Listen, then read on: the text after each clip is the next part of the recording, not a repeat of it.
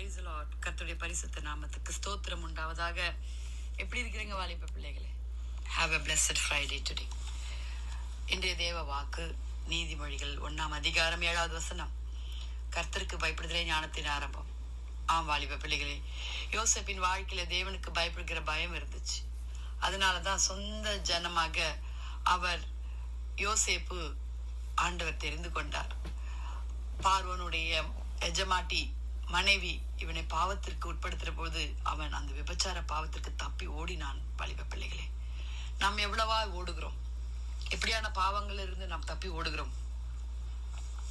இவ்வளவு பெரிய பாவத்திலிருந்து உடன்பட்டு நான் தேவனுக்கு விரோதமாய் பாவம் செய்வது எப்படி என்று ஆதியாகமம் 39ஆம் அதிகாரம் 9வது வசனத்துல அவன் தைரியமாய் கேட்கிறார்.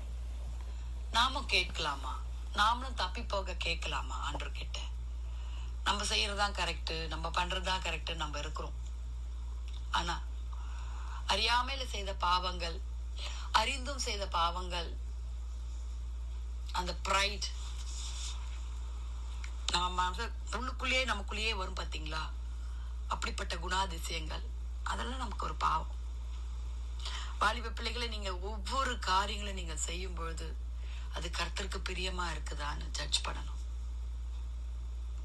ஆண்டவர் பார்த்துக்கிட்டே இருக்கார்.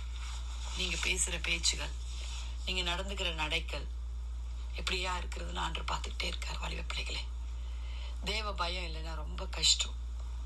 யோசேப்பு அங்கிருந்து தப்பி ஓடினான். யோசேப்பை தூண்டி இருக்கலாம், அந்த பாவம் சரீரத்தை இச்சையை தூண்டி இருக்கலாம். ஆனாலும் பரிசுத்தத்தை காத்துக்கொள்ள வைராக்கியமாடு அவன் ஓடினான். வாலிப பிள்ளைகளே, ஆகவேத்தான் யோசேப்பை எகிப்தில் அவர் அதிகாரியாய் வச்சார்.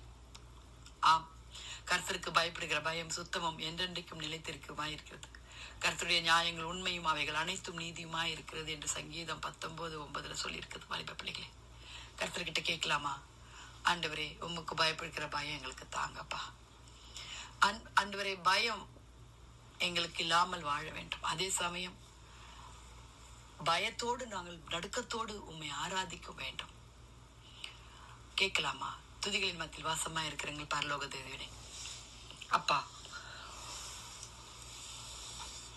ஸ்தோத்திரம், அப்பா ஸ்தோத்திரம். இந்த அருமையான காலை வேலைக்காய் நன்றியோடு துதிக்கிறோம். ஆண்டவரே, கர்த்தர் அன்புள்ளவரா இருக்கிறீரப்பா. அதே நேரத்துல நீர் கண்டிப்பான தேவன், பரிசுத்தத்திற்கு வைராக்கியம் உள்ள தேவன். எங்களிடத்தில் இருக்கிற எல்லா பாவக்குறைகளை நீக்கி கத்தாவை எங்களை பரிசுத்தப்படுத்தி வழிநடத்த வேண்டுமா ஜெபிக்கிறோம்.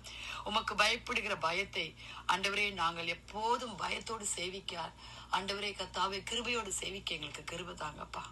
நாங்கள் விழுந்து போகிறோம் ஆண்டவரே, எங்களை நிலைநிற்க செய்ய வேண்டுமா ஜெபிக்கிறோம். ஒவ்வொரு வாலிப பிள்ளைகளையும் ரட்சித்துக் கொள்ளுங்க. பாவத்தில் இருக்கிற பிள்ளைகளை மீட்டெடுத்துக் கொள்ளுங்க ஆண்டவரே. வியாதிஸ்தர்களை தொடுங்க ஏசப்பா. ஆண்டவரே, நாள் முழுதுமா இந்த கரத்துல எங்களை ஒப்பு கொடுக்கிறோம். சரீரத்துல நல்ல சுகத்தையும் பலத்தையும் தந்து ஒவ்வொருவரையும் ஆசீர்வதிங்க சுவாமி. தேவைகள் எல்லாம் சந்திங்க. துதிகரமை உமக்கே செலுத்துகிறோம். மீட்பரேசுவின் மூலம் ஜெபம் கேளும் பிதாவே. ஆமேன், ஆமேன். Have a blessed day. God bless you. Bye.